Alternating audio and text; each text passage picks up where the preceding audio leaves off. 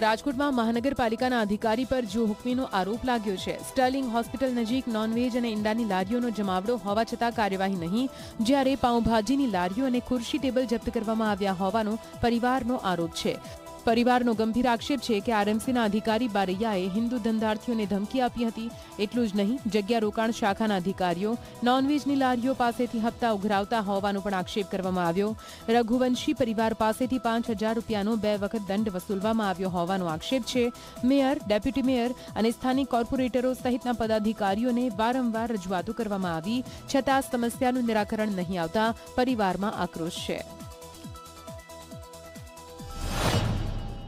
એ કે તારી હિંચકા જકડા ઉપડે નહીં તો ઓકરજણમાં એલાઉડ નથી, તો મેં 12 વર્ષ હિંચકા જકડાની પહોંચ્યું ફરી, બરોબર, એલાઉડ નથી તો 12 વર્ષ મને કેમ રહેવા દીધા હિંચકા જકડા? તો 12 વર્ષ પહેલા કહેવાય ને સાહેબ, તો ઈંડા વેજ ઝોન તરીકે ફાડવું હોય તો ઈંડા નોનવેજ વાળાને કેમ મેં કીધું, સાહેબને કીધું ઈંડા નોનવેજ વાળા લેવડાવો એટલે મારા હિંચકા જકડા લઈ લો।